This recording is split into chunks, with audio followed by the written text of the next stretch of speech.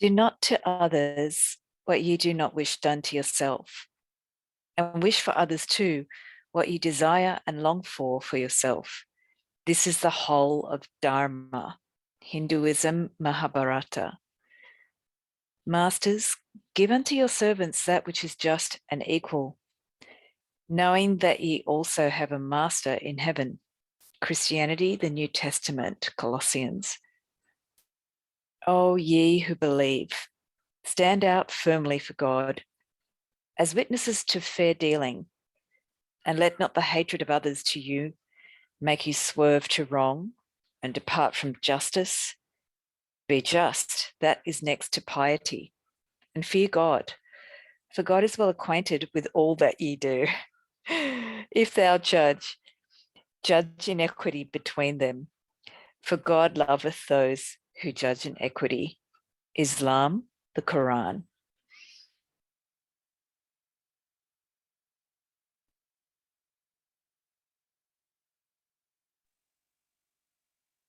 Justice is not limited.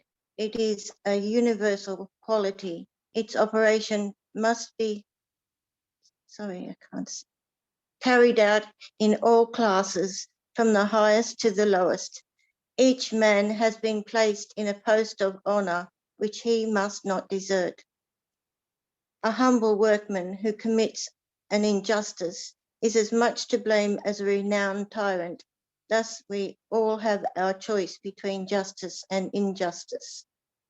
I hope that each one of you will become just and direct your thoughts towards the unity of mankind, that you will never harm your neighbours nor speak ill of anyone, that you will respect the rights of all men and be more concerned for the interests of others than for your own.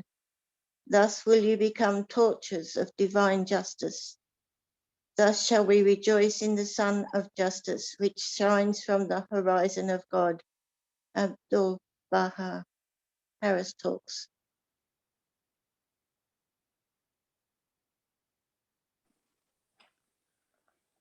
The word of God, which the supreme pen hath recorded on the sixth leaf of the most exalted paradise, is the following.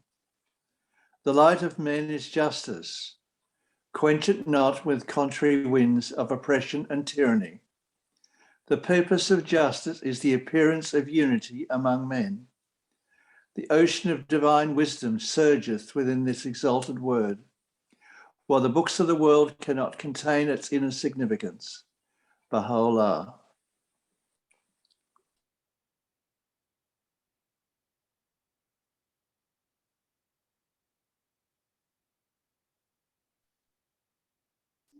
Marina.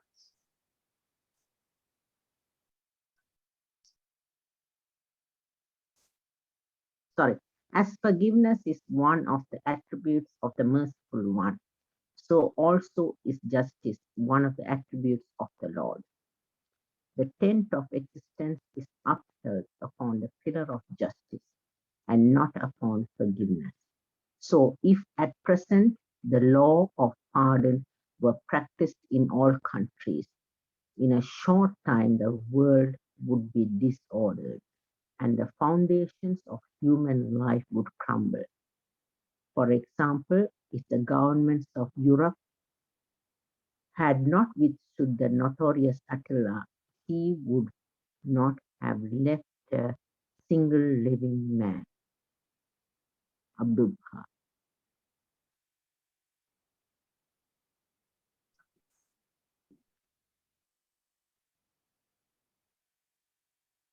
Know thou verily that the essence of justice and the source thereof are both embodied in the ordinances prescribed by him who is the manifestation of the self of God amongst men.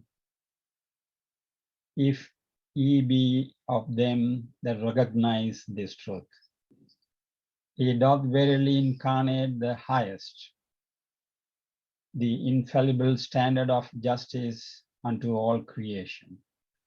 Baha'u'llah.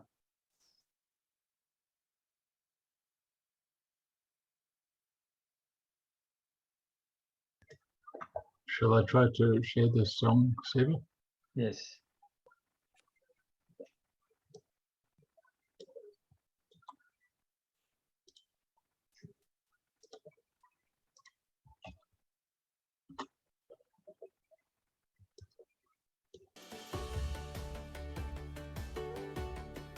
It's unique. There's nothing else like it. Oh God, my God, aid thou thy trusted servants to have loving and tender hearts. Help them to spread amongst all the nations of the earth the light of guidance that cometh from the company on high.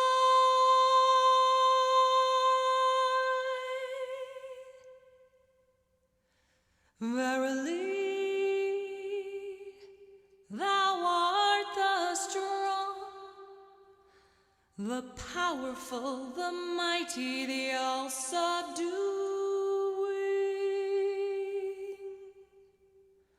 the ever-giving.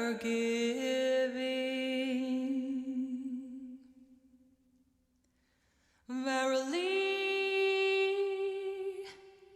thou art the generous, the gentle, the tender, the most bountiful.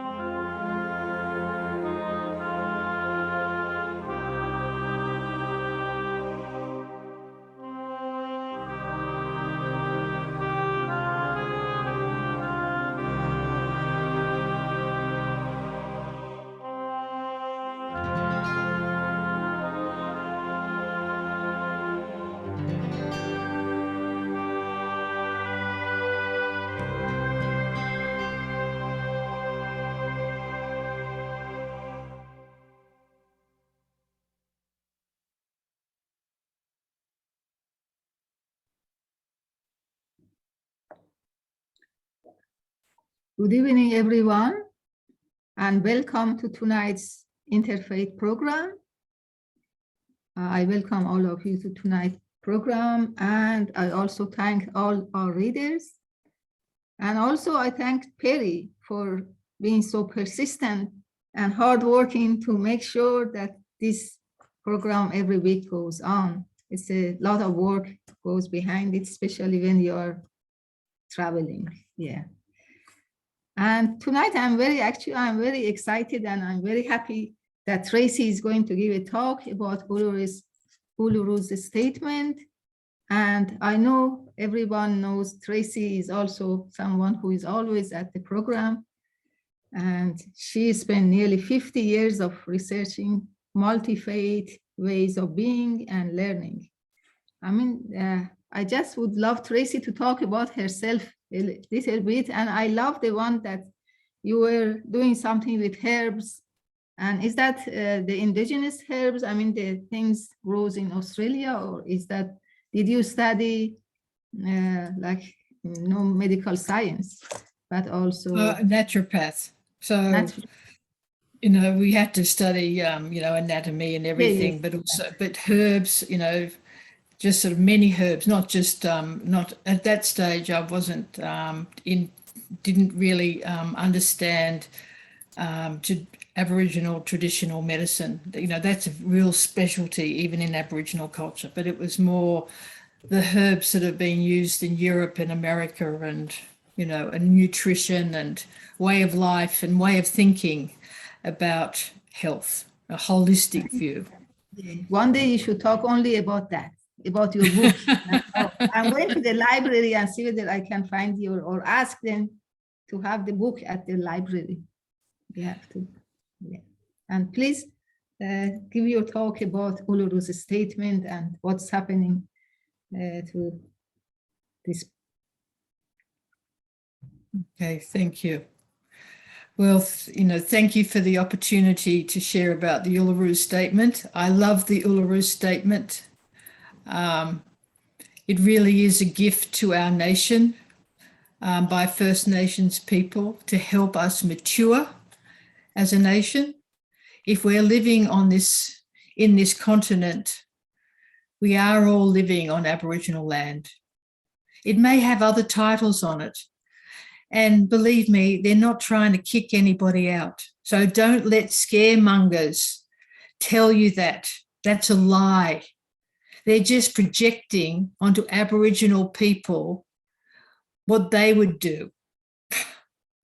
But Aboriginal people's worldview is very different than modern Western view of life. And they are really but having said that, most Aboriginal people in Australia today are not living on their traditional country for lots of reasons. They were taken away, taken from their lands and put into missions and different things. But the Uluru Statement is to help mend this country, because terra nullius, which is what Cook used to claim Australia for England, was a lie. And the stories that were said about Aboriginal people going walkabout and wandering around and being hunters and gatherers, people just said whatever they wanted to say to be able to take the land because they wanted it. So the Uluru Statement is really trying to mend the relationship. But I wanted to actually share a video to give you some history background to understand it better than I can explain it. So we'll do that first, but I need to be able to share my screen, which I can't do at the moment. Try it now, it might work. Yep, that's better. Yep, thank you. Okay.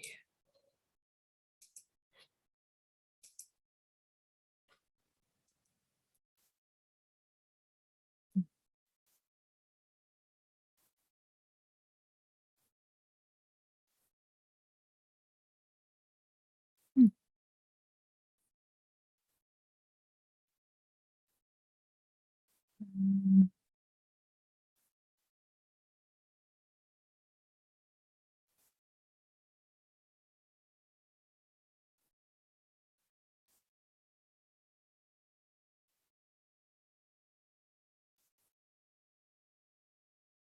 having technical trouble tonight.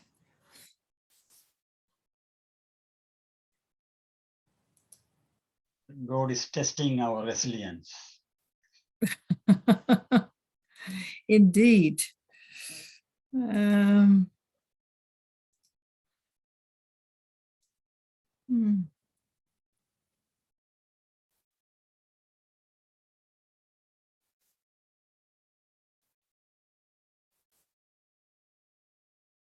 Oh, dear.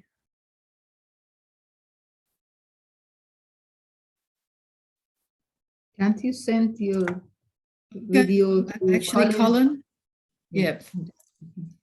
Colin, would you mind? I'll put it in the chat. If you wouldn't mind just going to this web address and playing the video. And then we'll go from there. Because it's not working my sharing properly.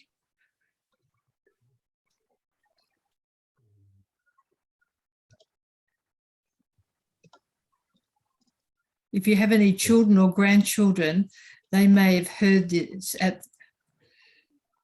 and down there, go down the page. Yeah, this one, just play that one. Yes, thank you.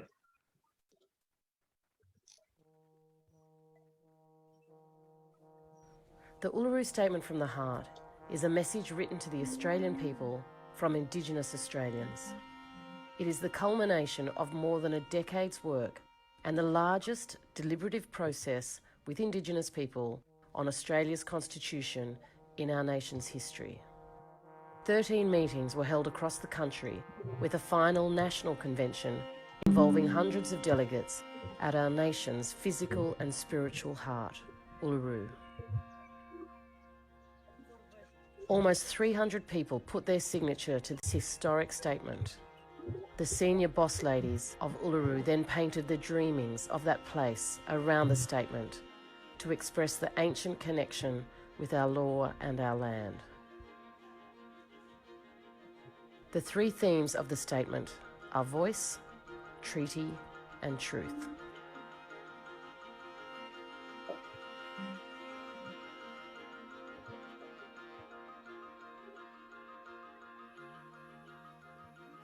To understand where these themes have come from, we must look back into the past. For thousands of years, the continent was occupied by its Indigenous people, who had their own laws, leadership and territories. In 1770, Cook claimed the east coast of Australia, and shortly after, all of the inhabitants were proclaimed as British subjects. Without their knowledge or agreement, they had come under the rule of British law and government. As Aboriginal land was claimed, the first people faced extreme hardship and great upheaval. Many Aboriginal people fought back. Others tried different means of finding a voice in the new world. In 1881, the Yorta Yorta petitioned the Governor of New South Wales. They say, "All the land within our tribal boundaries has been taken possession of by the government and white settlers, rendering our means of subsistence extremely precarious and often reducing us and our wives and children to beggary." William Barak writes from Corandurk, a small parcel of land in Victoria which was all they had been left from their vast Wurundjeri territories. He says, "We should be free like the white population. There is only a few blacks now remaining in Victoria, and we blacks of Aboriginal blood wish to have now freedom for all our lifetime."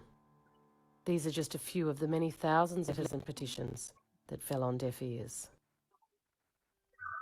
In 1901, mass celebrations take place in Sydney to celebrate the formation of the states into one federated government under the new Australian Constitution. Yet the Constitution failed to recognise Indigenous people.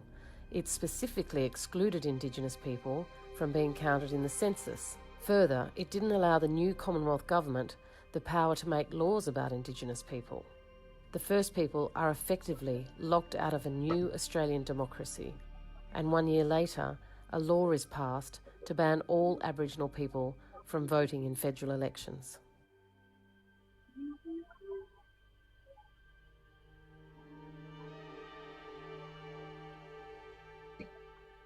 It quite amuses me to hear the people saying I don't like the black man, but he's damn glad to live in a black man's country all the same.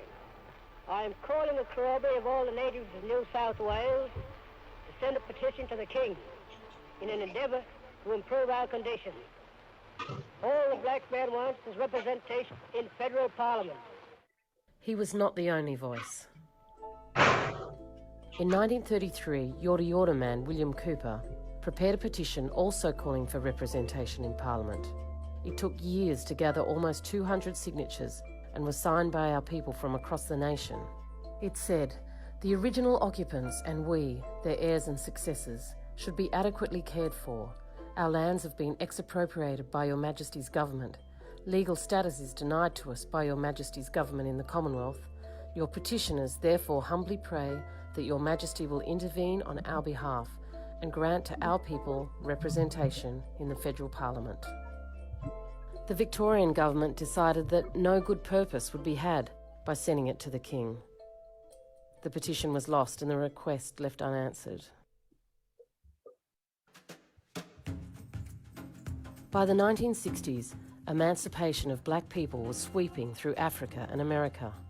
Meanwhile, our people were isolated in reserves and missions as wards of the state. Our children were being removed in their thousands. Our young men and women were being exploited for their labour, and legislation entrenched segregation against us as law.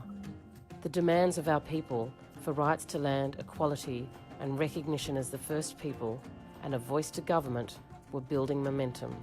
It was about to become a national movement.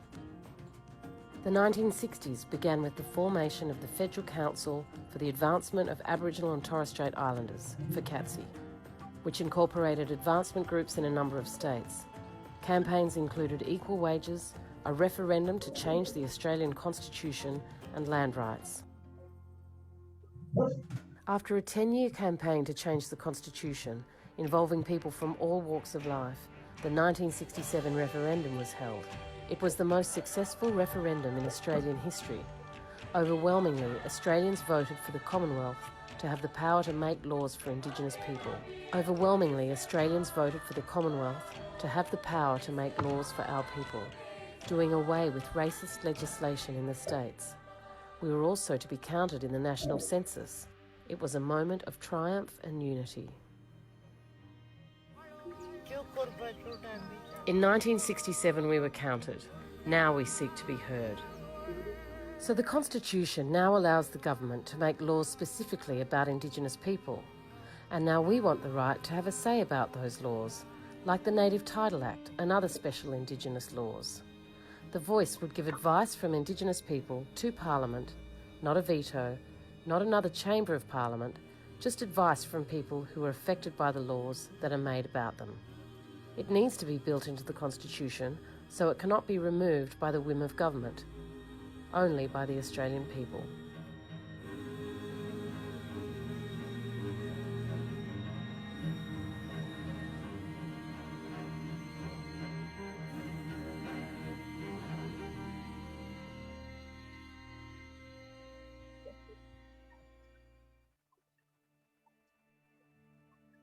Secret instructions to Lieutenant James Cook, 1769.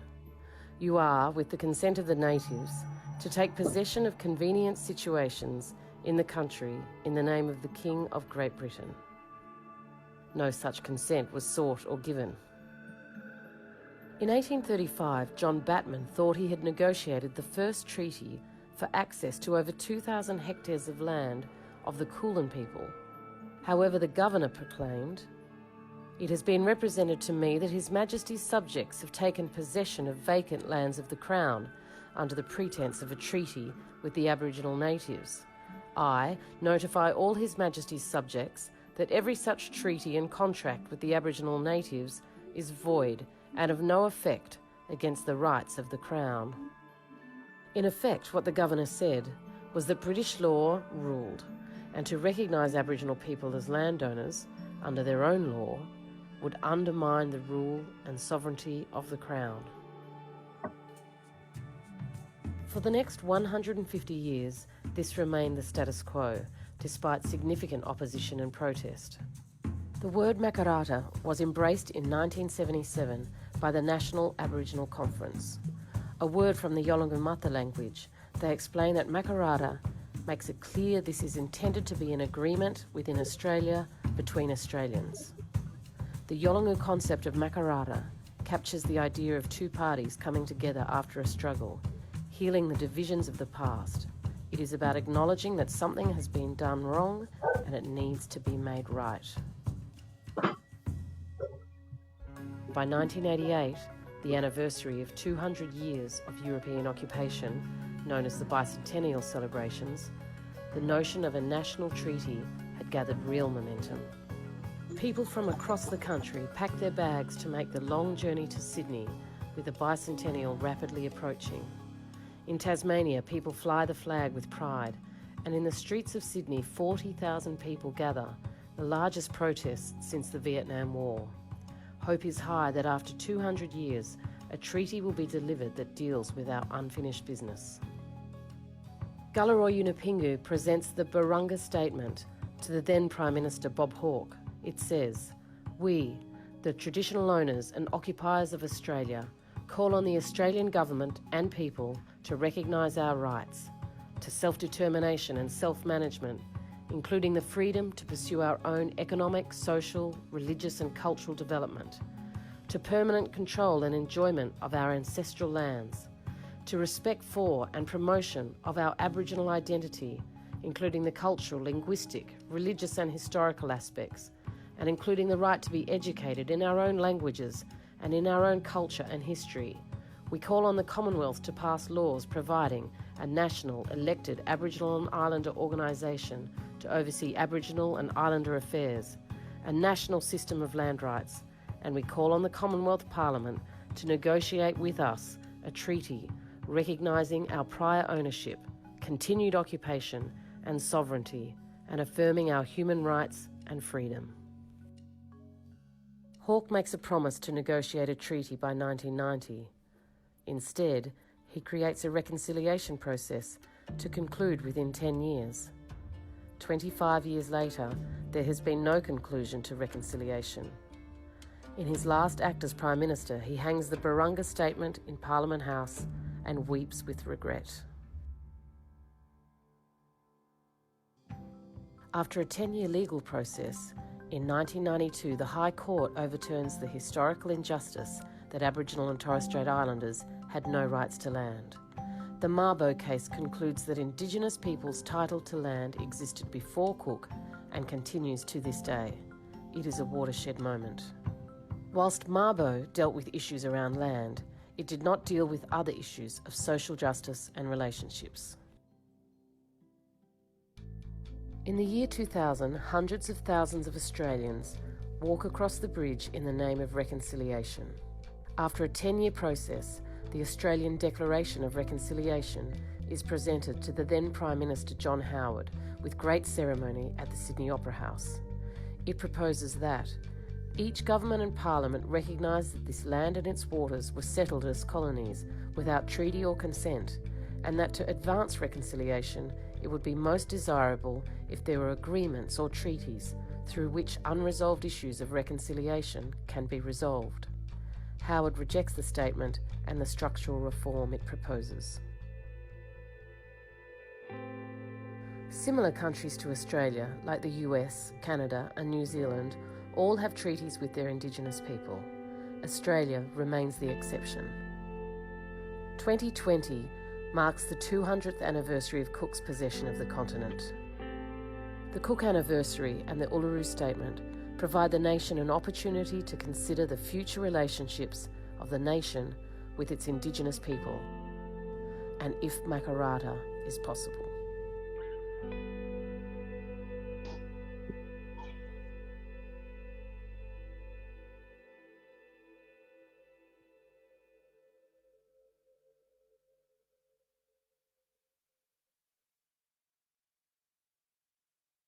The Uluru Statement suggests a process of truth-telling is central to resolving the relationship between Indigenous people and the nation. For example, whilst Australia memorialises the history of the Anzacs, it does not acknowledge the well-documented land wars as part of Australia's history. This process of forgetting our history has come to be known as the Great Australian Silence. In the 1820s, Tasmania was the site of some of the most intense warfare in Australia. In 1846, Tasmanian Aboriginal people, who had been exiled at the conclusion of what was called the Black War, petitioned the Queen in relation to the promises made to them that had been broken. They said, "Your Majesty's petitioners are your free children, that we were not taken prisoners but freely gave up our country to Colonel Arthur, then the Governor, after defending ourselves. Your petitioners humbly state to your Majesty that Mr. Robinson made for us and with Colonel Arthur an agreement which we have not lost from our minds since, and we have made our part of it good." In Queensland, it is estimated that at least 20,000 Aboriginal people lost their lives in the establishment of the state. The Waitangi Treaty and the New Zealand Waitangi Tribunal provides a model for a process of truth-telling for each iwi or tribe. As the Yolngu leader Guluru Yunupingu stated in relation to Makarrata and truth-telling, the Australian people know that their success is built on the taking of the land, in making the country their own, which they did at the expense of so many languages and ceremonies and songlines and people, now destroyed. They worry about what has been done for them and on their behalf, and they know that reconciliation requires much more than just words. So the task remains, to reconcile with the truth, to find the unity and achieve the settlement. We, gathered at the 2017 National Constitutional Convention, coming from all points of the southern sky, make this statement from the heart. Our Aboriginal and Torres Strait Islander tribes were the first sovereign nations of the Australian continent and its adjacent islands, and possessed it under our own laws and customs. This our ancestors did, according to the reckoning of our culture, from the creation, according to the common law from time immemorial, and according to science more than 60,000 years ago. This sovereignty is a spiritual notion, the ancient tie between the land, or Mother Nature, and the Aboriginal and Torres Strait Islander peoples who were born therefrom, remain attached thereto, and must one day return thither to be united with our ancestors. This link is the basis of the ownership of the soil, or better, of sovereignty. It has never been ceded or extinguished, and coexists with the sovereignty of the Crown. How could it be otherwise? That peoples possessed a land for 60 millennia and this sacred link disappears from world history in merely the last 200 years? With substantive constitutional change and structural reform, we believe this ancient sovereignty can shine through as a fuller expression of Australia's nationhood. Proportionally, we are the most incarcerated people on the planet. We are not an innately criminal people. Our children are alien from their families at unprecedented rates. This cannot be because we have no love for them. And our youth languish in detention in obscene numbers. They should be our hope for the future. These dimensions of our crisis tell plainly the structural nature of our problem. This is the torment of our powerlessness.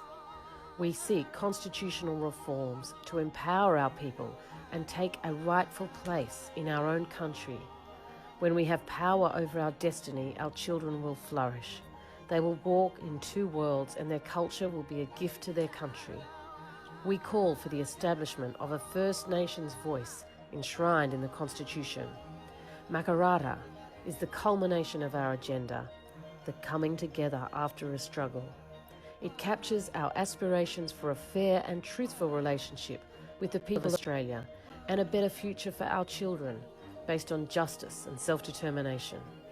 We seek a Makarrata Commission to supervise a process of agreement-making between governments and First Nations and truth-telling about our history. In 1967 we were counted. In 2017 we seek to be heard. We leave base camp and start our trek across this vast country. We invite you to walk with us in a movement of the Australian people for a better future.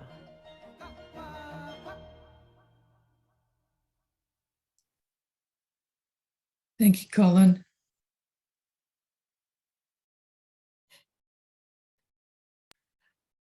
So it's been a long struggle, and even it's 5 years since the Uluru Statement was presented to the Australian people.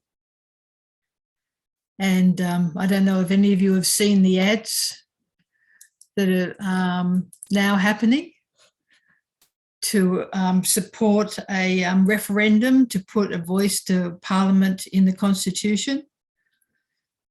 But it's a very important step in the healing process for this country and for its maturing, for us to actually have a referendum and have it settled. You know, there's so much anxiety within Aboriginal communities that every change of government or change of minister means a change in their life experience.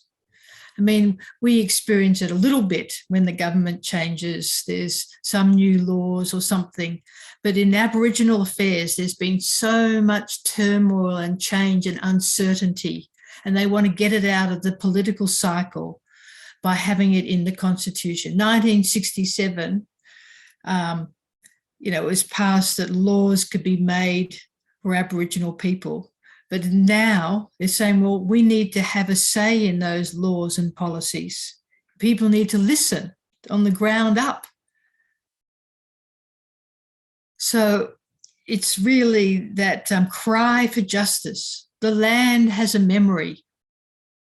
The land of Australia, all around this continent, has a memory of all the ceremonies and songs and our relationships for all those countless generations. And that relationship, the land, to be able to hear the wind, hear the birds, and have that connection, that type of sovereignty is what Aboriginal people are talking about. They're not trying to take anything from anyone. They're trying to give something deeper, and a deeper relationship with life as it happens and as it flows. So, the Uluru Statement, Australia's had a history of denial and ignoring. So the Uluru Statement is Aboriginal people are trying to help us to grow up and to get past that denial. It will better, it will liberate people from guilt and angst, that we can feel settled in this country. That's the gift that the Uluru Statement is giving us, resolution. Many people feel that there's something not right. There's something not right, but they can't pin it.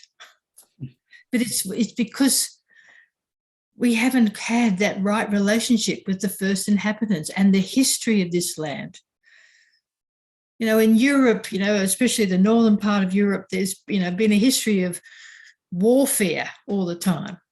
But the Aboriginal tribes didn't fight with each other. They might have had a few conflicts about mainly women, but they never invaded each other's territory. They never took over anybody's territory, because if you lived somewhere, you had responsibilities.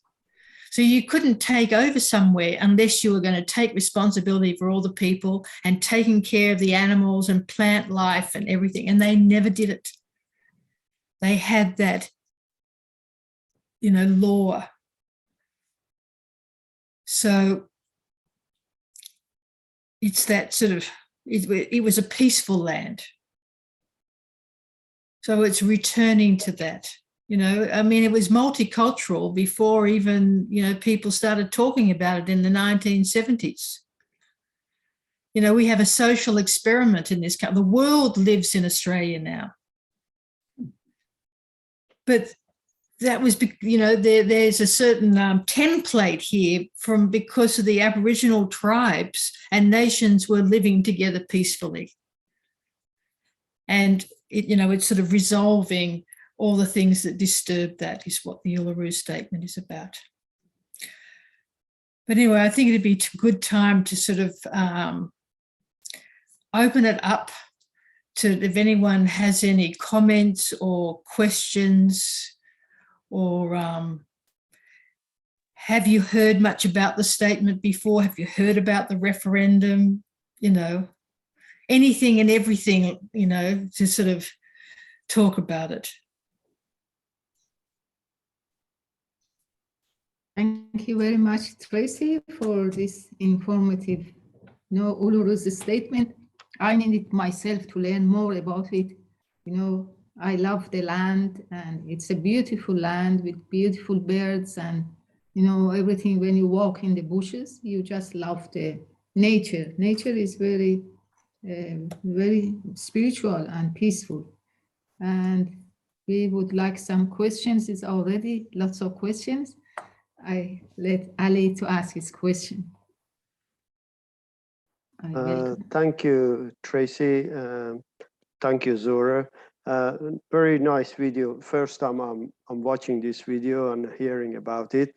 Really, this is the first time that I know about this statement, Uluru statement. But one thing was interesting. In the video mentioned 20,000 Aboriginal were killed in Queensland for fighting for their rights. This is the same number as the early Baha'is were killed in Iran, say about 160, 70 years ago. So exactly the same number of people. But my question is that I know Australia has become a home, as you say, to the world, really. People of many culture, many religion, many race have come to this country and made it their home, and they have been welcomed with open arms, so to say. But why has taken over 200 years, and still we are talking about reconciliation, and the Aboriginal and the rest of the country, they have not interwoven and given opportunity really to have their rights, so to speak, like everyone else? Or what is the problem there that we cannot reconcile ourselves with the issue? Well, partly, you know, it's only very recently, for example, that, you know, just sort of teaching young in the education system, Captain Cook discovered Australia. Well, that's one point of view. When you are living here, you aren't feeling discovered. You know, we were invaded. We know we exist. We have we're not called Aboriginals. We're called Warramai or, you know, Gadigal or what, you know, all sorts of names. That's what we call ourselves. You know, it's sort of this whole flip that, and we have a problem with, you know, certain like rabbits, because the people who came here were trying to make it European. They were trying to replicate England here, that this is Europe, but this is not Europe.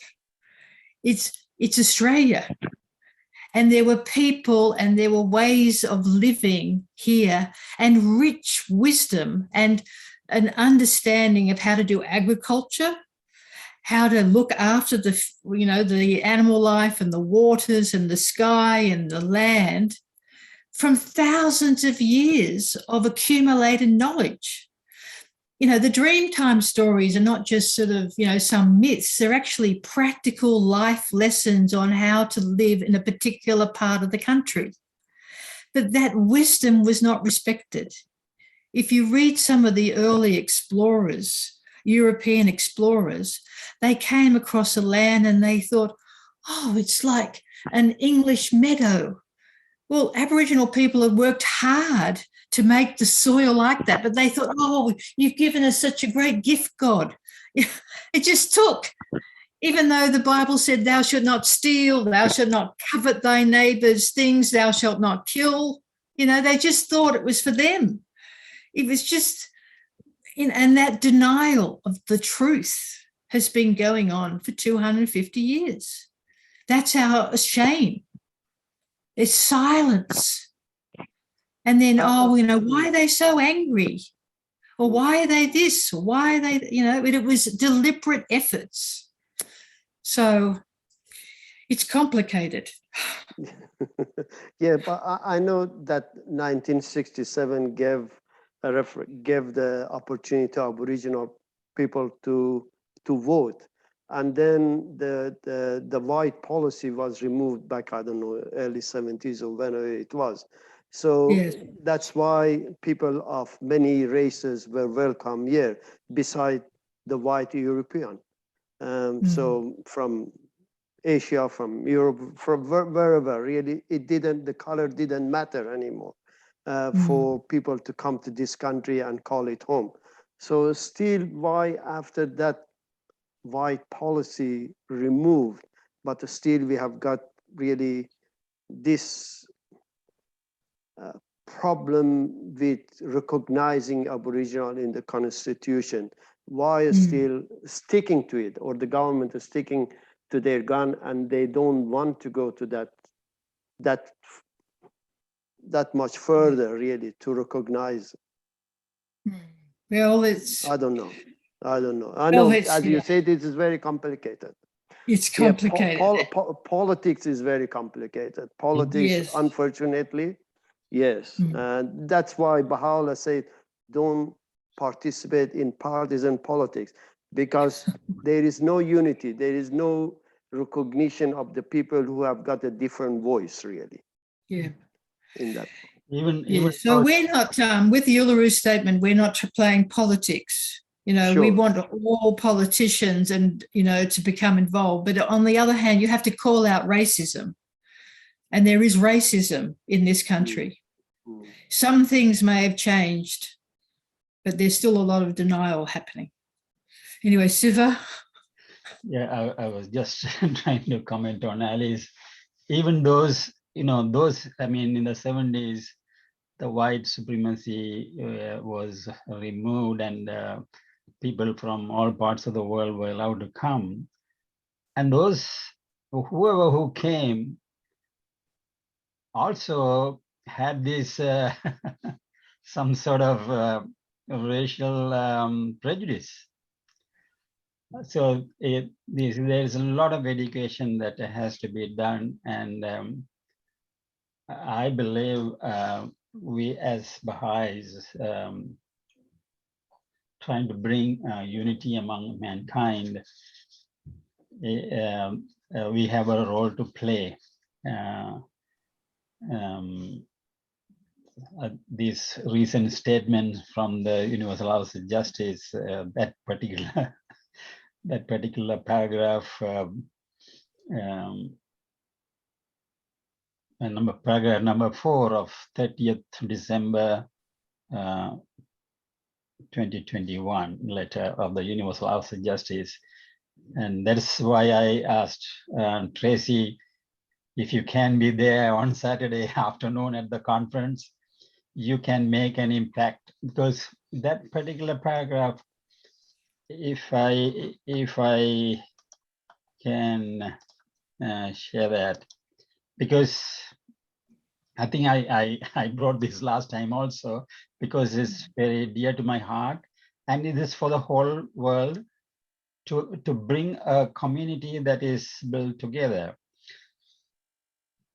The enkindled souls being raised up through the process of the plan are seeking to gain an ever more profound understanding of Baha'u'llah's teachings, the sovereign remedy for every disease. So we believe for all the problems in the world, there is a teaching from Baha'u'llah to resolve it. As long as we accept and try to apply them in the life, they don't have to become Baha'is, no. But as long as they understand there are teachings that will make the world better, and to apply them to the needs of the society. They are committed to the prosperity of all, recognizing that the welfare of individuals rests in the welfare of the society at large. So if the welfare of the Aboriginal people are not looked after, then our welfare is not there. So we have to understand that. They are loyal citizens who eschew partisanship and the contest for worldly power. Instead, they are focused on transcending differences, harmonizing perspectives, and promoting the use of consultation for making decisions. This is again an invitation. If we are trying to solve problems, we should use consultation to solve the problems. And this is one of the teachings of Baha'u'llah he emphasizes. They emphasize qualities and attitudes such as trustworthiness, cooperation, and forbearance that are building blocks of a stable social order. They champion rationality and science as essential for human progress. They advocate tolerance and understanding, and with the inherent oneness of humanity uppermost in their minds, they view everyone as a potential partner to collaborate with. So doesn't matter who they are, everyone is considered as a potential partner. That's how we should, as Baha'i, we should look at it. And all the friends who want to build the world better, they also should look at everyone as a partner to build, cooperate with.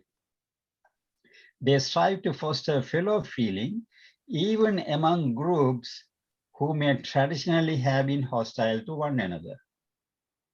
So there may be some groups who are traditionally hostile, and our duty is to try to bring the fellow feeling.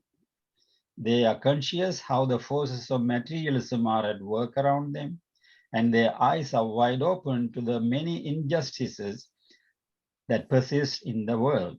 So there are many injustices, and the Aboriginal people conditions here is one of the critical injustices that we can see. And the more that we share the story, we know how much injustice was done to them, and even now.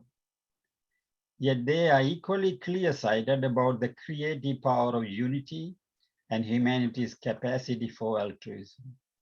They see the power that true religion possesses to transform hearts and overcome distrust. And so with confidence in what the future holds, they labor to cultivate conditions in which progress can occur. They share their beliefs liberally with others, remaining respectful of the freedom of conscience of every soul, and they never impose their own standards on anyone. And while they would not pretend to have discovered all the answers, they are clear about what they have learned and what they still need to learn. Their efforts advance to the alternating rhythm of action and reflection. Setbacks leave them unfazed. So this is what we want. Those who are trying to build a better society, we want them to have these qualities and characteristics and to work together.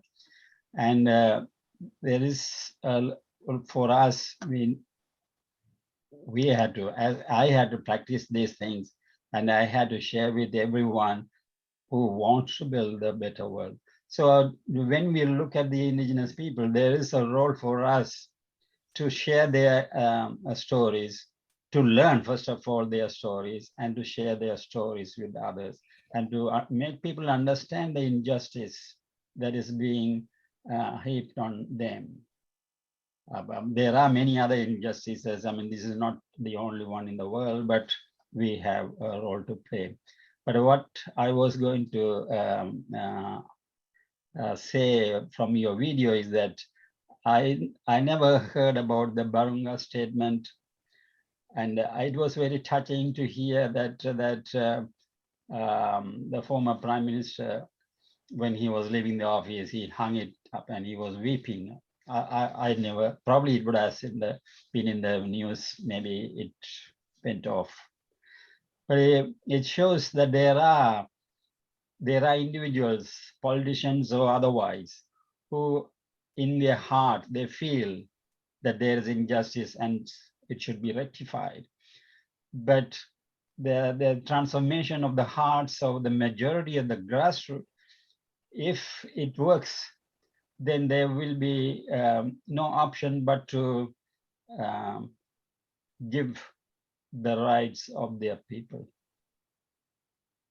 Yes, so that's what I wanted to share. And thank you, Tracy, for doing this. And you are continuously doing this every Wednesday, and a lot of our friends come and participate. Thank you very much.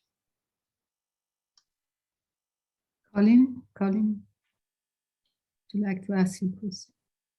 Yes, thank you, Tracy. I'm a wholehearted supporter of the Uluru Statement after having read Henry Reynolds' book called Truth Telling, which begins with the Uluru Statement, and he's a historian, so he the rest of the book backs it up by actually explaining what did happen and how there wasn't a treaty here, but there could have been, because it was happening in other places around the same time. And I think it's absolutely astounding that for 200 years it could be enshrined in law that there were no people here, and it took that much of a struggle to get a legal decision. Oh yes, there were people here. And then another struggle that they had some rights, and then we've still got this struggle that they can have a voice. And I think that it's something to do with perception. In one sense, people perceive a civilization must have buildings and I don't know, cars or whatever else. But surely true civilization is what the indigenous people had, which is that they had a moral code, they had security, they looked after each other, they had rules which gave everyone a sense of well-being, of genuine well-being, and whereas our so-called civilization isn't really doing it that well. You know, there's a lot of anxiety and depression and inequality and all sorts of problems. So perhaps what the indigenous people had before we came and gave them diseases was a more genuine civilization. And the other point about perception, I think, is that we have to see each other with the eye of oneness and recognize that we're all human beings. And it's just, it's a process. There's construction and destruction happening in the world. And I think the Uluru Statement is on the side, and this interfaith group is on the side of construction. Thank you, Colin. So good luck, and I'm a supporter. Good. Well, just tell everybody else, anybody who'll listen to you, that you support the Uluru Statement too. We've got to spread the word. Okay. Thank you. Thank you. Marina, please. Okay, thank you, Tracy, for the Uluru Statement explaining to us. I just want to ask, this is nothing to do with the statement. I just want to ask, you mentioned that they don't have a religion. So they don't have a particular religion among all the Aborigines, or is it in, like, do they have another religion? What I'm trying to work out is the people who in Darwin Aborigines have a different religion to the ones in Dabo? Well, they have different, it's sort of their sort of spiritual beliefs are very much centered around the landscape that they are in. So they have something that their sort of central thing, they do all believe that they're being created and they're part of a bigger story, but it's very much very grounded into the particular location that they are in. So there's not one Genesis story, there's sort of a number of Genesis stories, so to speak. But they have song lines because they traded with each other, and they had systems of when you were going from one area to another, the protocols that you had to use.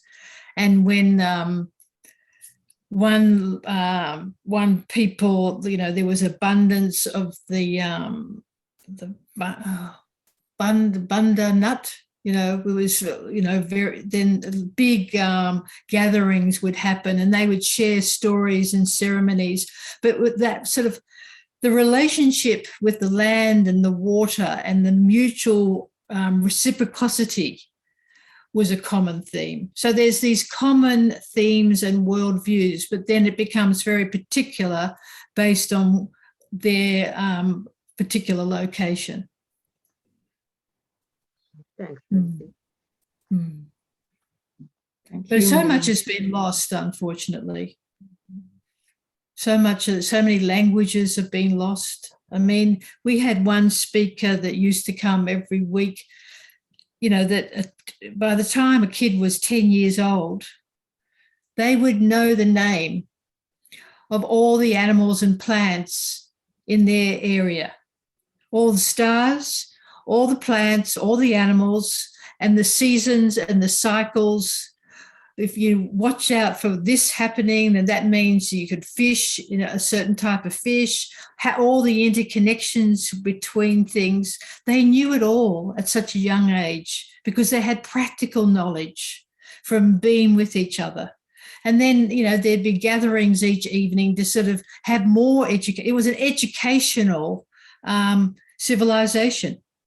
Education was very important, but practical education and observing the environment.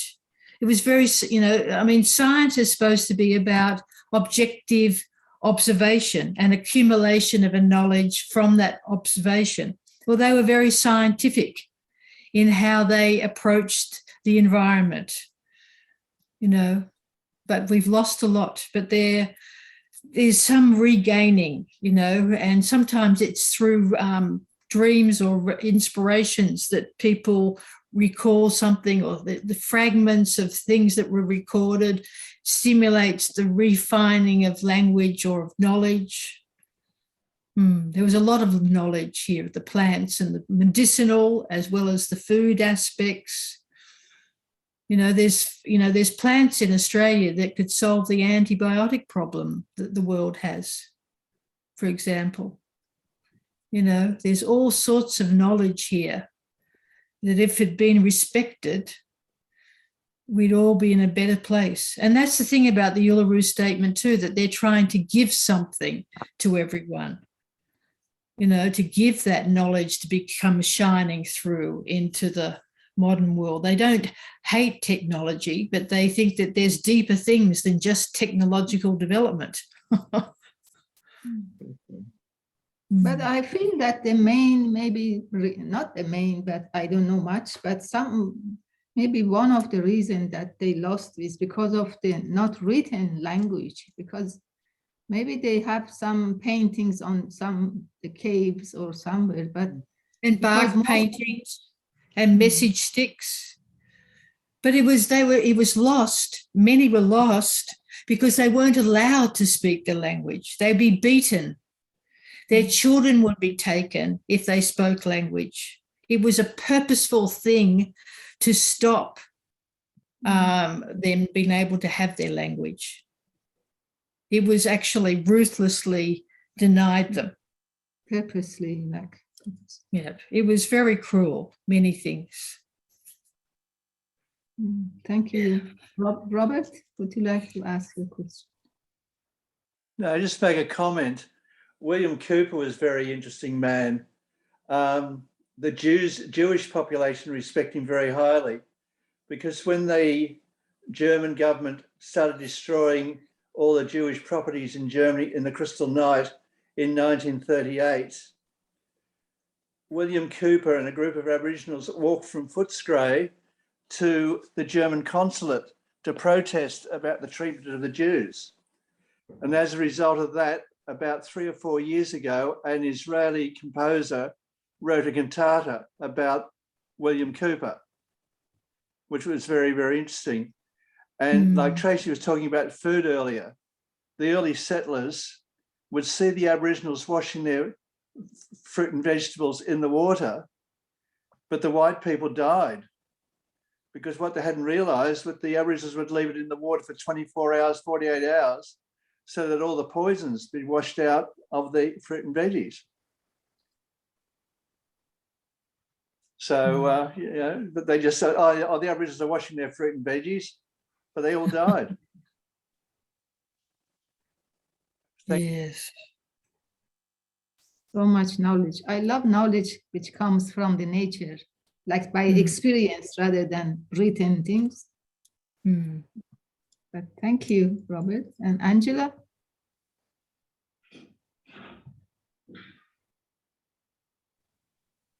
I wanted to connect to Tracy, what you said, that when Aboriginal people were looking after this country for 60,000 plus years, they were looking after everybody, including us, anyone who came.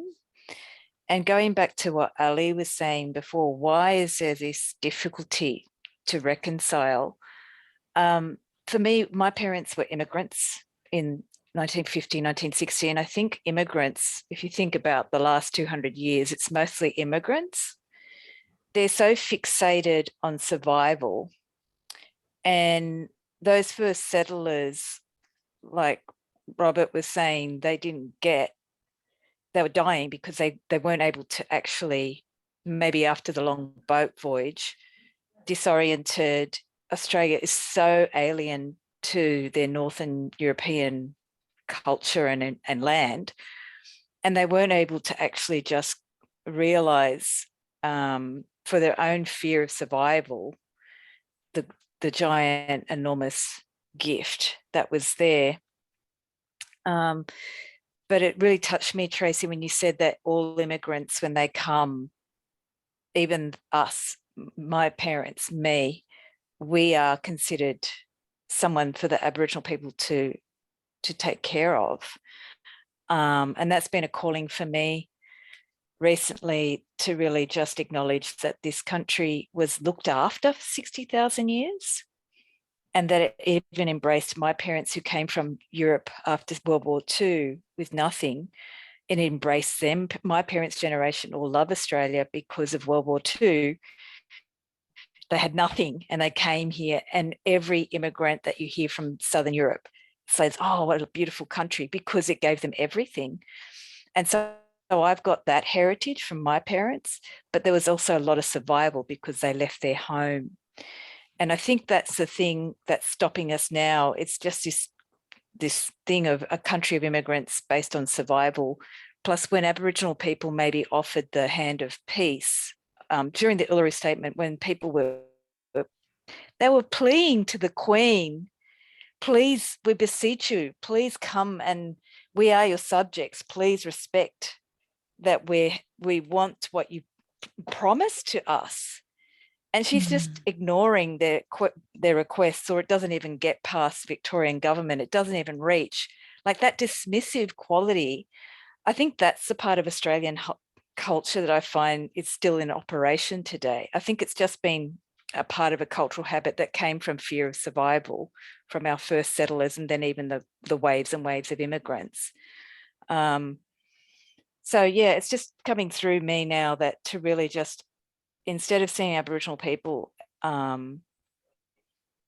as people that were abandoned, because they were, to see them as what you said earlier, Tracy, as these people that looked after the land, and that includes us. We had inherited, my parents inherited all of their grace and all of their peacefulness, the lack of war and conflict on this land, and the nurturance of the land, and the sustainability of the land.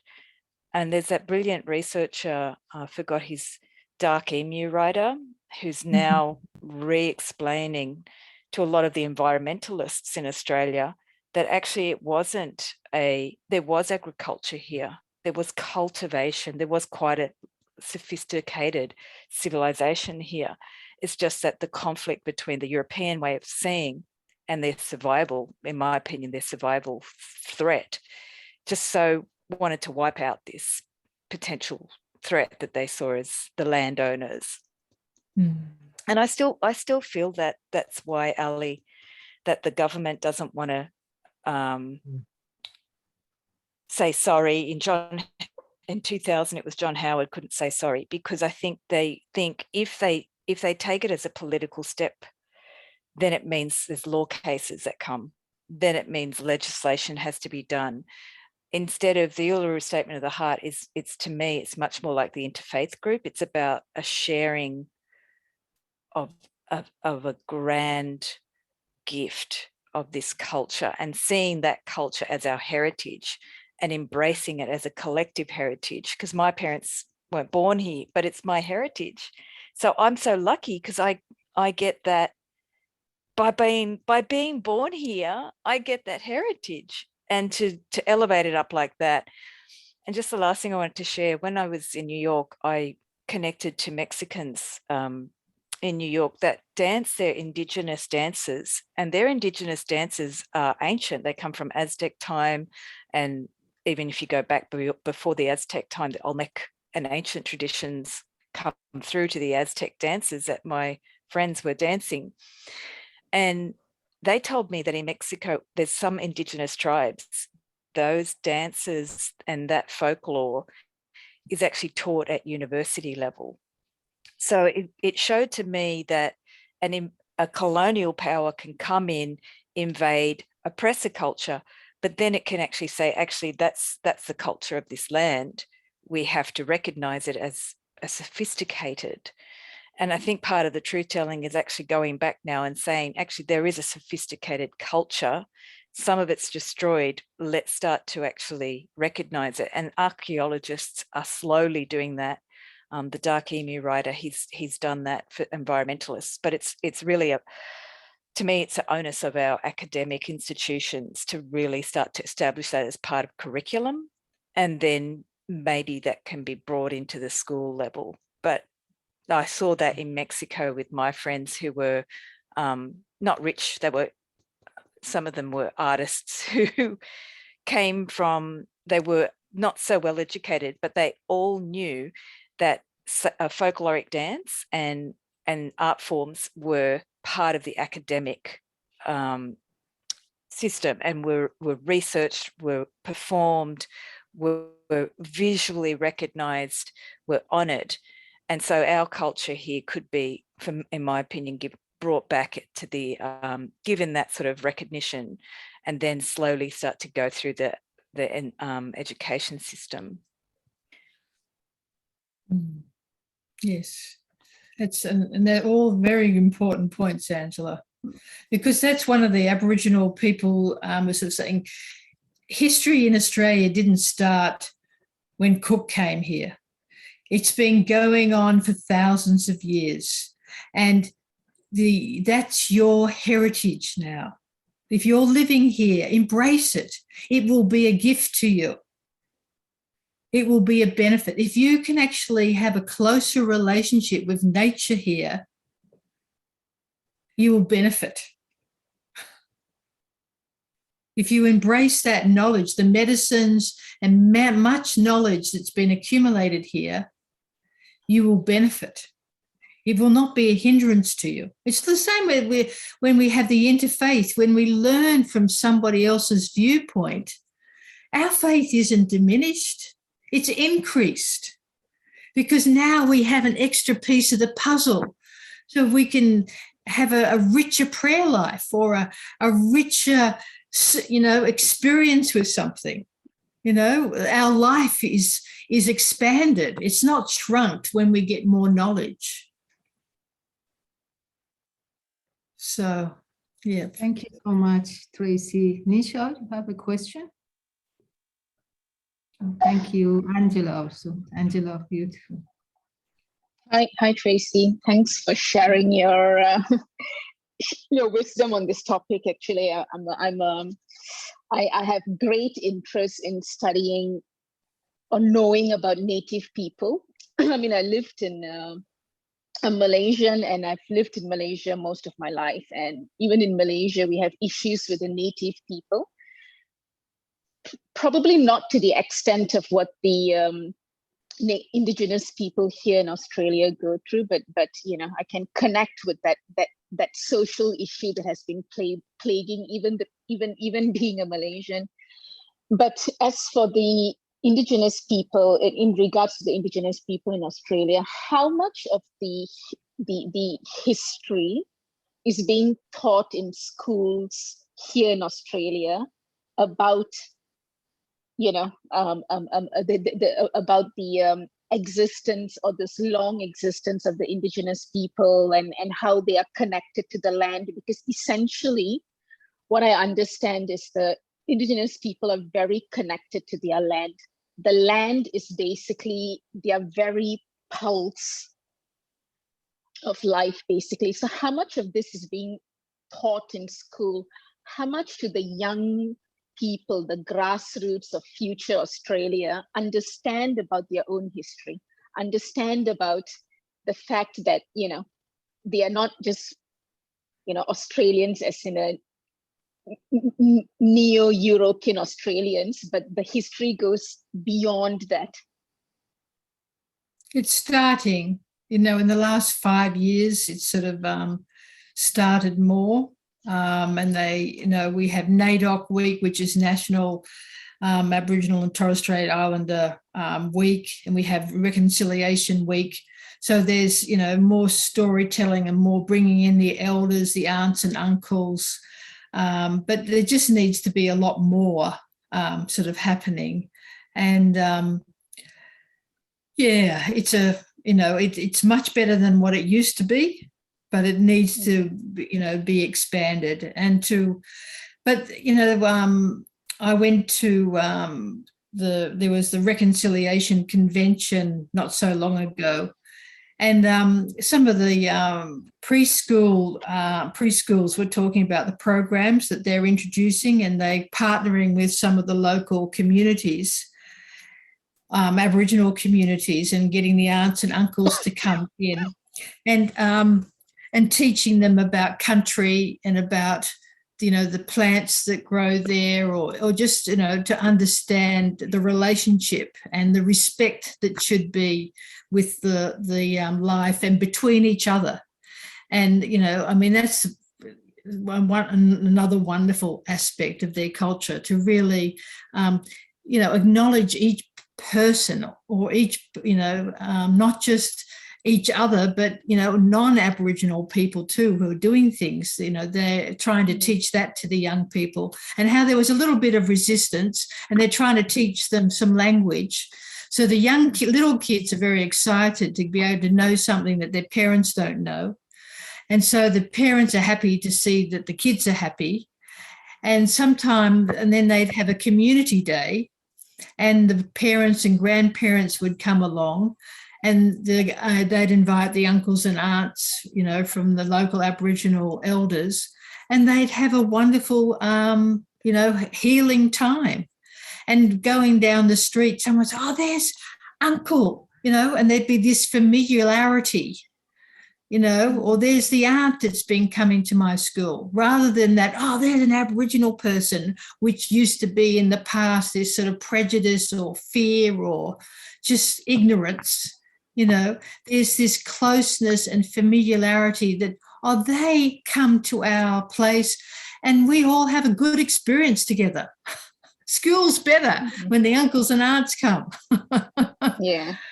And that knowledge and feeling is sort of passing back through the family. So there was a little bit of resistance, but then when this sort of positive energy was sort of coming into the schools, then that resistance just all fell away. You know, it was just prejudice.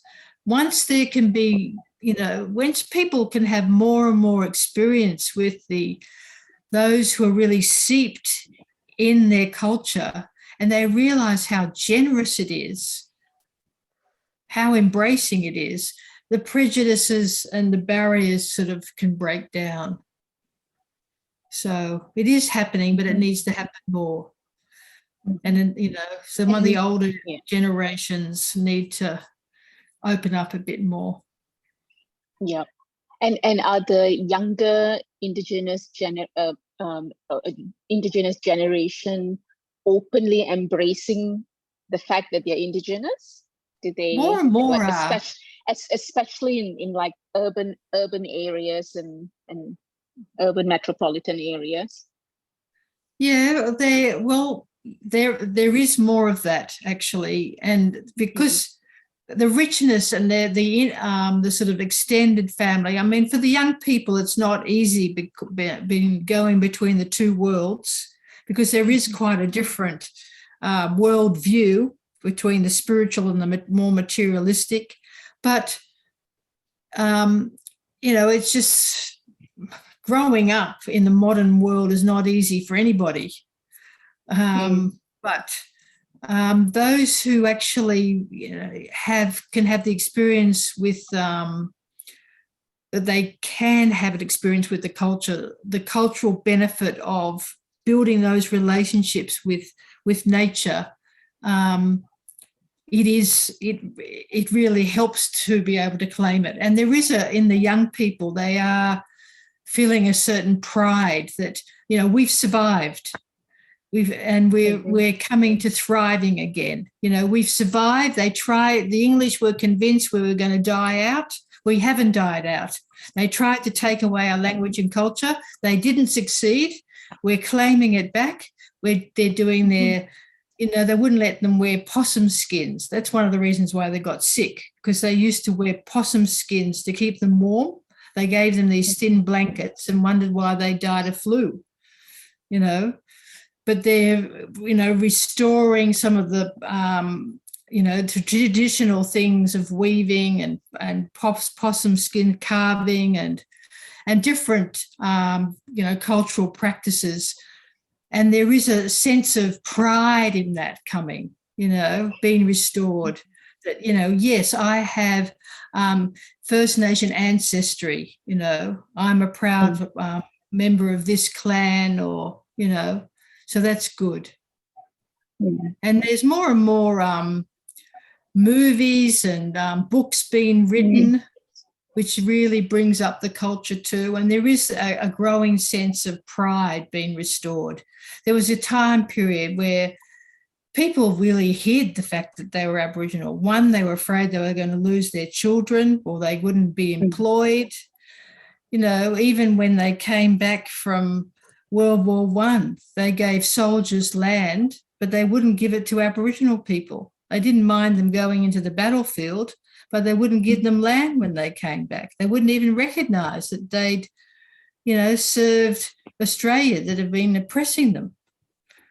So things are changing, but, that pride is coming back now again, that, we've overcome. We're overcomers. Yeah. I think Australia needs to showcase a little more of its natural heritage, of its like the land, basically. I mean, for a foreigner, when you come into Australia, what you always see is the Opera House, the Harbour Bridge, the Sunshine Coast, Far and Away, surfers, blah blah blah, all of this stuff. You never ever hear about the Jurassic era Warrumbungles, which has beautiful nature, or the thousands of years old rainforest. Like you don't see it like that. You don't see Uluru being talked about more than the Ice Rock. Right. There needs to be more. You need to talk more about the actual heritage, the actual history, because that is what Australia is about. It is not about modern cuisine in Melbourne. It is not about Sydney Opera House. It is not about those buildings, because every other metropolitan, every other first world country has the same stuff. Exactly. But Australia has more than that, and we never ever talk about it. Yeah, I couldn't agree with you more, Nisha. I think I'm going to stop here because I have so many things that I'd like to say, but we'll save it for the next time. Thank you so much, Tracy. Okay, thank you. Thank you, Nisha. And Robert?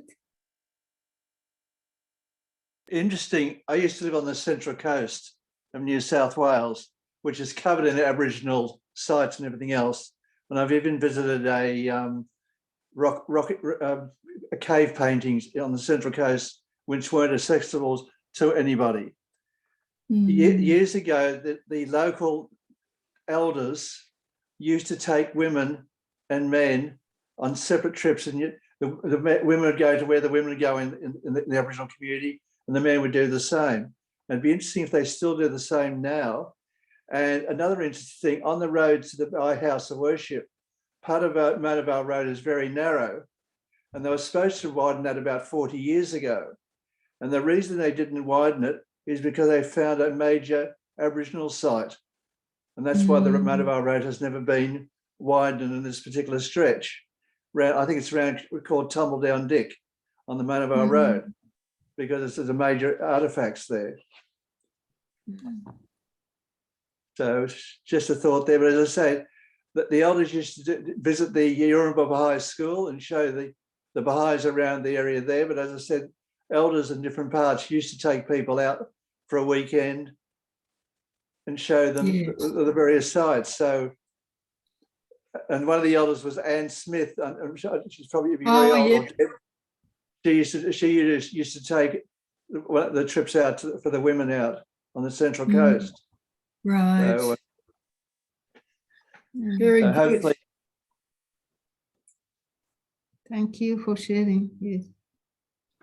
Siba, I think maybe the last one, the last word. Okay, thank you. I just wanted to mention, because Marina asked a question whether indigenous people have religion. I just want to share what Baha'u'llah said. Can you see the screen? Yep. Yes. Baha'u'llah said, "Give ear, O my servant, unto that which is being sent down unto thee from the throne of thy Lord, the inaccessible, the most great. There is none other God but him. He hath called into being his creatures, that they may know him, who is the compassionate, the all-merciful. Unto the cities of all nations he hath sent his messengers, whom he hath commissioned to announce unto men tidings of the paradise of his good pleasure, and to draw them nigh unto the haven of abiding security, the seat of eternal holiness and transcendent glory." My understanding of this is that even to the indigenous people, and they were living here according to the records that we have for almost 60,000 years, God has sent his messengers to guide them. They had their own spirituality. It was from God's guidance. And God has actually sent his messengers to all the places wherever there were people who created. He was created.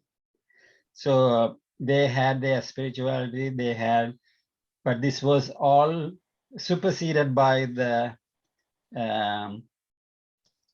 coming of the foreigners. So if you really meet indigenous people, and you can learn how much they are connected to the nature, the spiritual qualities that we are trying to develop, and the spiritual powers that we are trying to develop, they already have. For example, there was one indigenous Baha'i, Uncle Neville Buchanan from Nambaka Heads. He is no more with us, he has gone. He told me a story. He is from the stolen generation, and he had been into so much of pain and torture and all sort of things when he was taken away. Finally, he got reunited with his family. And this story is that one day he was in the house, in the veranda, and he was sitting in one side of the veranda, and his father was on the other side of the veranda. And then there was a goanna, like a lizard, a big lizard, right? A goanna. It came through the gate. It pushed open the gate and came to the veranda, and there was a small parapet wall, small wall, and the goanna put his feet on this thing, and it was saying something to the daddy, the father, with his tongue, something like that. Anyway, and then the goanna and the father said something to the. One second, please.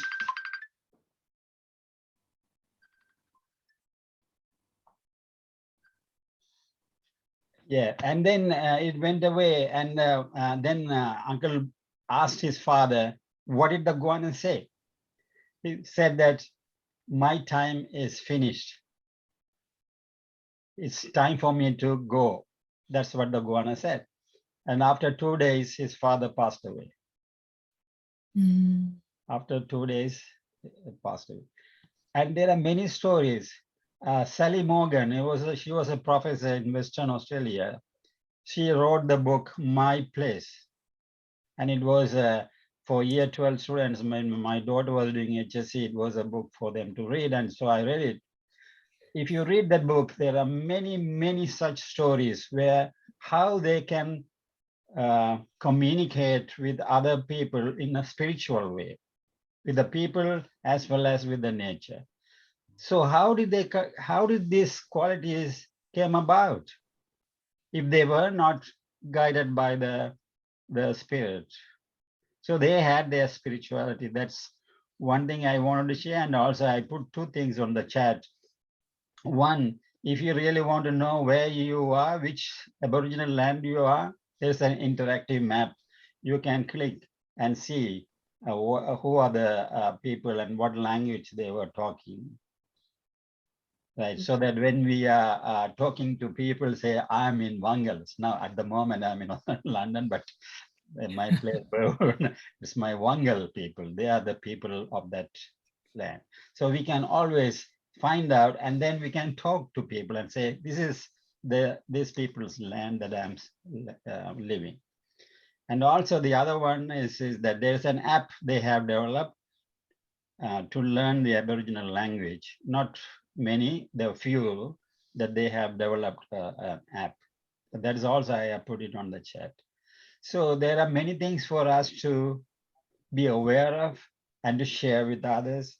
The more that we share and more the people understand the story and of the people, the true story of the Aboriginal people, then the heart that is created by God is noble and fair. It will eventually yield to that justice, I believe. Thank you. Thank you very much, everyone. Thank you, Tracy. It was beautiful and brought so much light. I think everybody has added something to the discussion, and I'm happy that I feel that I'm the least one knowing much about these nations. We all are. Yeah. And I'm going to learn more from now on. And thank you very much for everyone for participating. It was a beautiful night and discussion. But I just wanted to know, is the population of Aboriginal growing, or is that going down? Or? Yes, it is growing again. Yeah, yes. That's nice to hear. And thank you so much. Sachi, the only one who has not spoken. So do you want to say anything? Yes, just want to thank Tracy for the wonderful mission and also the information you gave us. I have actually nothing there. I'm a nature man. They are also nature people. Yeah. That will be, I hope that will be settled and they should be satisfied. Thank you very much, Tracy. Thanks a lot. Thank you then. Thank you. And good night. Okay. Good night, everybody. Thank you. Bye-bye, everyone. Yes. Good night. And hope you can all participate in the conference at least Saturday afternoon. This is my, I can't be there, so I want you to be there. Yes. Okay, Shiva. And Tracy, Bye. Marina, Bye, everyone. on my behalf. Okay. Bye. Bye-bye. Bye. Bye-bye.